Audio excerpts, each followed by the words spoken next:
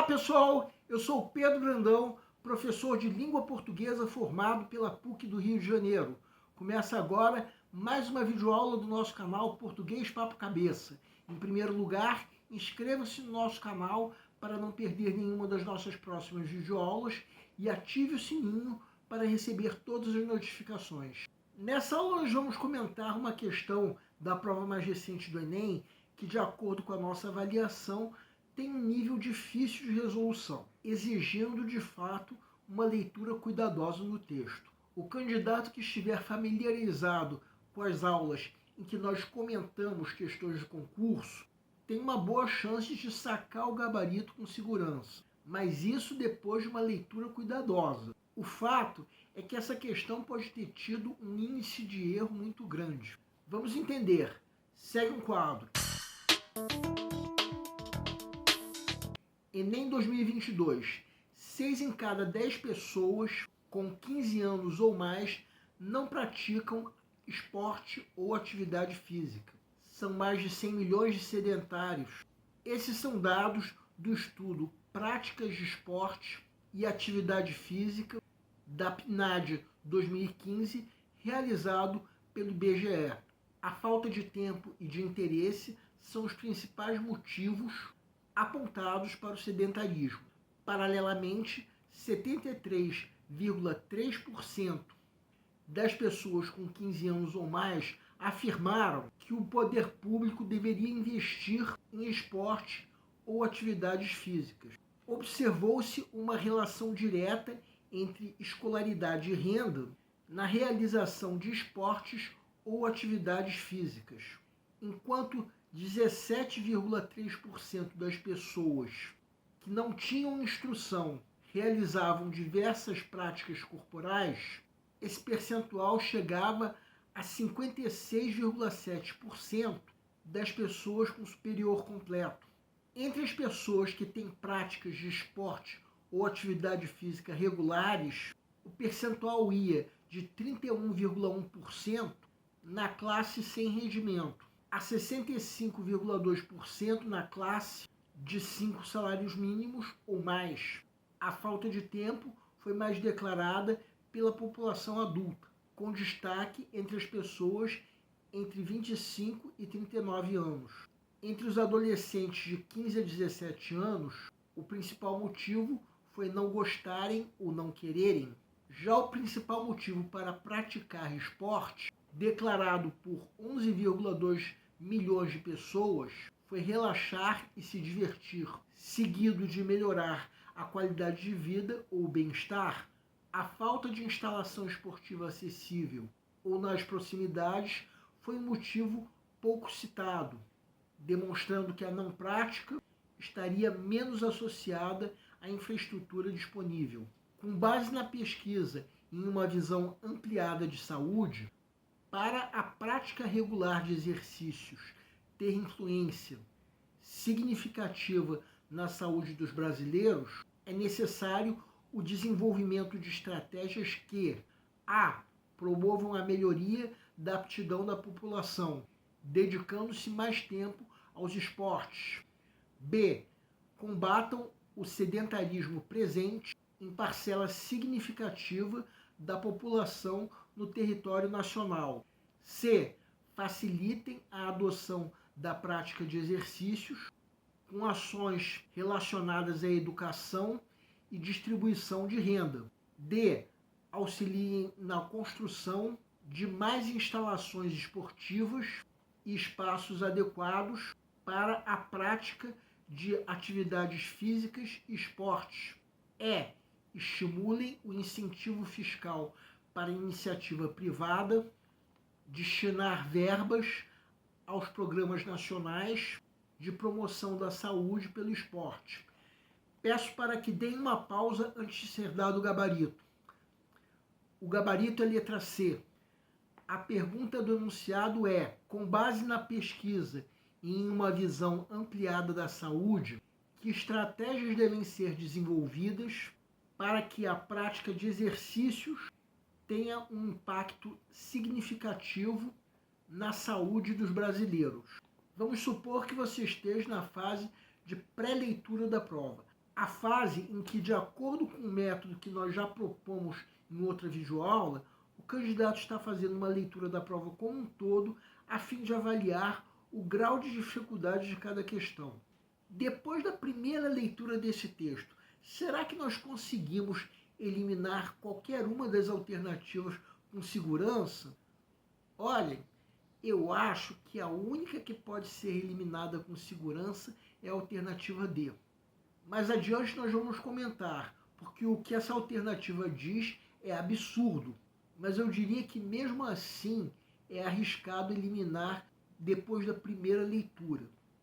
Em casos como esse, o nosso método pede que seja atribuído um nível difícil. Agora vamos supor que chegou o momento de se resolver mesmo a questão. Em qualquer questão de interpretação de textos, a pergunta do enunciado tem que ser respondida de acordo com o texto, sendo que essa pergunta, mais do que isso, precisa ser respondida de acordo com a pesquisa referida pelo texto. O texto é sobre uma pesquisa sobre sedentarismo e a pergunta do enunciado é sobre estratégias que devem ser desenvolvidas. Então, agora que nós conseguimos reformular a pergunta de uma forma simplificada, vamos procurar no texto o momento em que se fala sobre estratégias que, segundo a pesquisa, precisem ser desenvolvidas. Vamos reler o texto. Quem quiser pode dar uma pausa, de preferência dessa vez com mais atenção na pergunta, ou seja, procurando uma estratégia que, segundo a pesquisa, precise ser desenvolvida. A única estratégia referida pelo texto está nesse trecho que nós estamos destacando agora em vermelho. Releiam o texto quantas vezes for preciso. E notem que em nenhum outro lugar se fala sobre estratégias a serem desenvolvidas. Que estratégia é essa? O poder público investir em atividades físicas. Só que dizer apenas isso é muito vago. Para nós respondermos que estratégia é essa com base na pesquisa, temos que tirar conclusões a partir da pesquisa.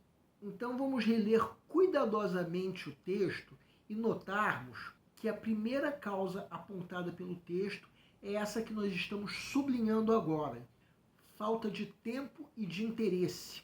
Mas não vamos parar por aí. Vejam ainda que o texto aponta uma relação direta entre escolaridade e renda com a prática de exercícios. Depois disso, o texto predominantemente apresenta dados estatísticos que comprovam o que está sublinhado até chegar no final do texto, quando ainda se acrescenta um dado importante, que se tem algo que não é causa do sedentarismo, é a pouca disponibilidade de instalações esportivas. Ou pelo menos isso é muito pouco relevante. Todo mundo concorda que o que está sublinhado são as causas reveladas pela pesquisa para a pouca prática de exercícios. Se alguém discordar, pode dar uma pausa. Reparem o que eu já disse. O resto do texto se refere a dados estatísticos que comprovam o que está sublinhado. Ainda que, em segundo plano, a parte que nós estamos destacando agora em verde se refira a um fator relacionado aos motivos para que haja, sim, a prática de exercícios. Então, a falta de instalação não é um problema relevante. Problemas relevantes, pelo menos segundo o texto e a pesquisa, são esses que nós estamos destacando agora em vermelho.